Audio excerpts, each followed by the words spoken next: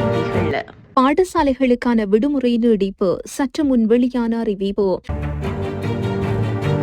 போலி இந்திய கடவுச்சீட்டுகளை தயாரித்த இலங்கையர்கள் கைது.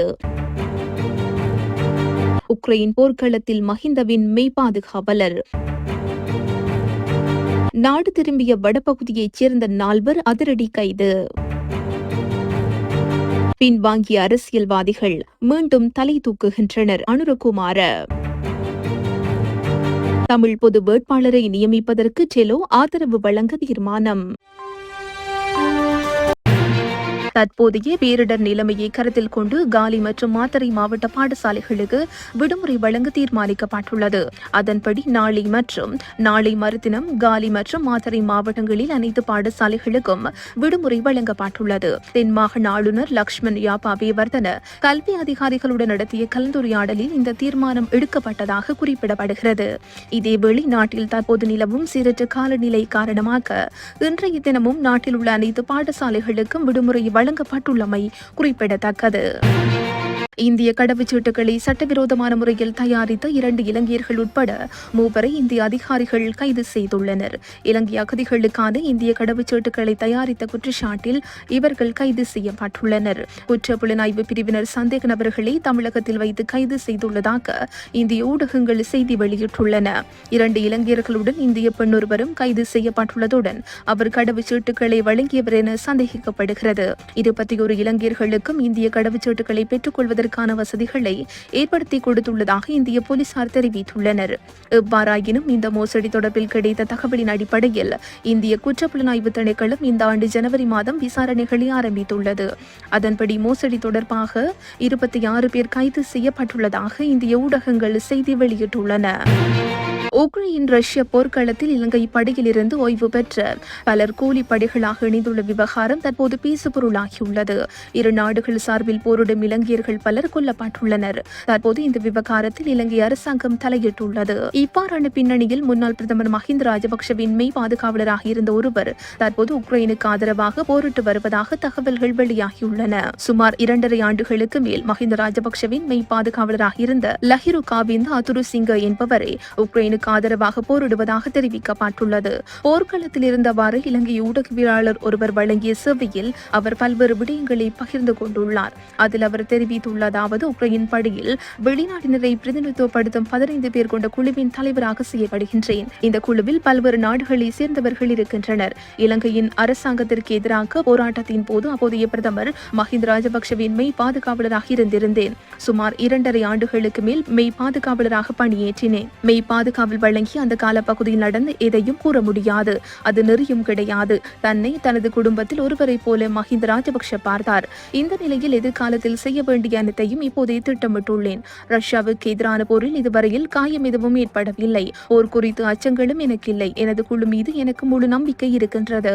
எனக்கு எது நேர்ந்தாலும் அவர்கள் என்னை கைவிட மாட்டார்கள். அதே போல் தனது குழுவில் உள்ள எவருக்கும் இது நடந்தாலும் முதல் ஆளாக நான் அங்கிருப்பேன். இலங்கை ராணுவத்தில் கற்றுக்கொண்ட நுட்பங்களை கொண்டு எனது குழுவினருக்கு பயிற்சிகளை வழங்கி வருகின்றேன். கடந்த 8 மாதங்களாக இந்த ஒரு பாதிப்புகளுமின்றி போர்க்களத்தில் செயற்பட்டு வருகின்றேன். வெளிநாட்டு ராணுவத்தில் இணைய வேண்டும் என்ற விருப்பத்தின் பேரிலேயே உக்ரைன் ராணுவத்தில் இணைந்து கொண்டேன். நான் ஒருபோதும் கூலிப்படியாக இங்கு இணையவில்லை. எனது முழு விருப்பத்தின் பேரிலேயே உக்ரைன் ராணுவத்தில் இணைந்து கொண்டேன். எவ்வாறாயினும் இலங்கை ராணுவத்திலிருந்து நான் அதிகாரப்பூர்வமாக விலகவில்லை. முன்னாள் பிரதமர் மஹிந்த ராஜபக்ஷ உள்ளிட்ட யாருக்கும் இந்த விடயம் தெரியாது. உக்ரைனுக்கு எதிராக போரிட்ட 2 இலங்கையர்கள் கைது செய்யப்பட்டுள்ளனர். அவர்கள் குறித்து உக்ரைன் பாதுகாப்பு அமைச்சிடம் கேட்க முடியாது. அவ்வாறு கேட்டால் எதிர்நாட்டு படையினருடன் தொடர்பு வைத்துள்ளதாக சந்தேகிக்கப்படுவார்கள். எவ்வாறாயினும் அவர்கள் எங்களுக்கு எதிராக போரிட்டவர்களாவர். யாரும் ரஷ்யாவை பாதுகாக்கும் நோக்கில் அந்த நாட்டு படையில் இணைந்து கொள்ளவில்லை. தமது அடிப்படை தேவைகளை பூர்த்தி செய்து கொள்ள தேவையான பணத்திற்காகவே இணைந்துள்ளனர். 50 நாட்கள் போர்க்களத்தில் இருந்தால் 14 நாட்கள் விடுமுறை கிடைக்கும். ஆனால் நான் அந்த விடுமுறையை இதுவரை பெற்றுக் கொள்ளவில்லை. எவ்வாறாயினும் விதியை மீறி எதுவும் நடக்காது என அவர் மேலும் தெரிவித்துள்ளார். தலைமன்னார் ஊர்மனை பகுதிக்கு வருகை தந்த இலங்கையைச் சேர்ந்த 5 பேர் திங்கட்கிழமை காலை தலைமன்னார் ஊர்மனை கடற்கரை பகுதியில் வைத்து கைது செய்யப்பட்டுள்ளனர். இந்தியாவிலிருந்து சட்டவிரோதமான முறையில் படகில் இவர்கள் ஊர்மலைக்கு வந்துள்ளனர். கடற்படையினரால் கைது செய்யப்பட்ட குறித்த 5 நபர்கள் கடற்படையினரால் விசாரணைக்கு உட்படுத்திய பின்னர் தலைமன்னார் போலீசாரிடம் ஒப்படைக்கப்பட்டுள்ளனர்.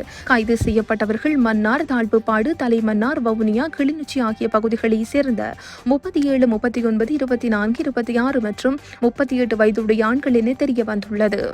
குறித்த 5 பேரும் இலங்கையிலிருந்து இந்தியாவிற்கு கடந்த சில வருடங்களுக்கு முன் சென்றுள்ள நிலையில் இந்தியாவின் பல்வேறு இடங்களில் வசித்து வந்துள்ளனர். இந்நிலையில் குறித்த 5 பேரும் படகு மூலம் இந்தியாவிலிருந்து சட்டவிரோதமான முறையில் தலைமன்னார் ஊர்மனை பகுதிக்கு வருகை தந்த நிலையில் திங்கட்கிழமை காலை தலைமன்னார் கடற்படையினரால் கைது செய்யப்பட்டனர். கைது செய்யப்பட்ட குறித்த 5 சந்தேக நபர்களும் தற்போது தலைமன்னார் போலீஸ் நிலையத்தில் வைத்து விசாரணைகளுக்கு உட்படுத்தப்பட்டு வருவதோடு விசாரணைகளின் பின்னர் குறித்த நபர்கள் மன்னார் நீதிமன்றில் ஆஜர்படுத்தப்பட உள்ளமை குறிப்பிடத்தக்கது. அறக்கலையவின் போது பின்வாங்கிய அரசியல்வாதிகள் தற்போது மீண்டும் தலை தூக்குகின்றனர் என ஜேவிபியின் தலைவர் அனுரகுமார திசாநாயக்க தெரிவித்துள்ளார். குருநாகலில் இடம்பெற்ற தேசிய மக்கள் சக்தியின் மாநாட்டில் உரையாற்றுகையில் அவர் இதனை தெரிவித்துள்ளார். அறக்கலையவின் பின்னர் பின்வாங்கிய ஊழல் ரவுடி அரசியல்வாதிகள் மீண்டும் தலை தூக்க தொடங்கியுள்ளனர் என தெரிவித்துள்ள அவர், அறக்கலையவின் உண்மையான அபிலாஷைகள் நிறைவேற்றப்பட வேண்டும் என்றால் மக்கள் எழுச்சியின் உண்மையான நோக்கங்களை நிறைவேற்றும் அரசாங்கத்தினை ஏற்படுத்த வேண்டும் என குறிப்பிட்டுள்ளார். 2022 மக்கள் எழுச்சியின் உண்மையான அபிலாஷைகளை உறுதி செய்யக்கூடிய அரசாங்கம் தேசிய மக்கள் சக்தி அரசாங்கமே எனவும் அவர் தெரிவித்துள்ளார். அரசியல்வாதிகள் இன்னமும் அறக்கலையவிலிருந்து பாடங்களை கற்கவில்லை, மாறாக அதனை அவமானப்படுத்தும் நோக்கத்துடன் செயற்படுகின்றனர் எனவும் ஜேவிபியின் தலைவர் குறிப்பிட்டுள்ளார். மக்கள், குறிப்பாக இளைஞர்கள், எந்த ஒரு அரசியல் கட்சியுடனும் தங்களை அடையாளப்படுத்தாமல் பொதுவான அபிலாஷைகளுக்காக வீதியில் இறங்கினார்கள் எனவும் அனுரகுமார் திசாநாயக்க தெரிவித்துள்ளார். ஊழல் மோசடியற்ற ஒழுக்கமும் சட்டமும் காணப்படும் நாட்டை மக்கள் எதிர்பார்க்கின்றனர். பொதுவான சமூக நோக்கத்திற்காக அவர்கள் வீதியில் இறங்குகிறார்கள் எனவும் அவர் தெரிவித்துள்ளார். ஜனாதிபதி தேர்தலில் தமிழ் பொது வேட்பாளர் ஒருவரை நிறுத்துவதற்கு தமிழீழ விடுதலை இயக்கம் பூரண ஆதரவையும் ஒத்துழைப்பையும் வழங்குவதாக கட்சியின் தலைமைக்குழு கூட்டத்தில் இந்த தீர்மானம் எடுக்கப்பட்டுள்ளதாகவும் கட்சியின் ஊடக பேச்சாளர் சுரேன் குருசாமி தெரிவித்துள்ளார். மட்டக்களப்பு வாவிக்கரையில் உள்ள கட்சியின் செயலாளர் காரியாலயத்தில் நேற்று இடம்பெற்ற ஊடக மாநாட்டில் கட்சியின் தலைவர் செல்வம் அடைக்கலநாதன், உபதலைவர் என்றி மகேந்திரன் ஆகியோர் கலந்து கொண்டு இந்த தீர்மானத்தை வெளியிட்டுள்ளனர். மட்டக்களப்பு மாவட்டத்தில் நடைபெற்ற தமிழீழ விடுதலை இயக்கத்தின் தலைமைக்குழு கூட்டத்தில் எதிர்வரும் ஜனாதிபதி தேர்தலில் தமிழ் பொது வேட்பாளர் ஒருவரை நிறுத்துவது பற்றிய விரிவான கலந்துரையாடல் நடைபெற்றது. இதன்போது கருத்து தெரிவித்த சுரேன் குருசாமி, கடந்த கால எமது அனுபவங்களின் அடிப்படையில் தமிழ் மக்கள் மத்தியில் பொது வேட்பாளர் என்ற நிலைப்பாடு எழுந்துள்ள சூழ்நிலையிலும் காலத்தின் தேவை மற்றும் சூழ்நிலைகளை கருத்தில் கொண்டும் பொது வேட்பாளர் என்ற கோரிக்கைக்கு ஆதரவு நிலைப்பாட்டை எமது கட்சியின் தலைமைக்குழு எடுத்திருக்கிறது. இந்த கோரிக்கையானது வெற்றியளிப்பதற்கு தமிழ் தேசிய தரப்பில் இருக்கும் அனைவரும் ஒன்றிணைந்து பொது வேட்பாளரை முன்னிறுத்த வேண்டிய அவசியத்தையும் நாம் வலியுறுத்துகின்றோம். அதேவேளை அனைத்து தமிழ் தரப்பினர்களையும் ஒருங்கிணைக்கும் தற்போதைய முயற்சிக்கு நமது பூரண ஆதரவையும் ஒத்துழைப்பையும் வழங்குவதாக தீர்மானித்துள்ளோம் என அவர் கூறியுள்ளார். இத்துடன் இன்றைய பிரதான செய்திகள் நிறைவு பெறுகின்றன. உச்சி மீது வானிடிந்து வீழுகின்ற போதிலும்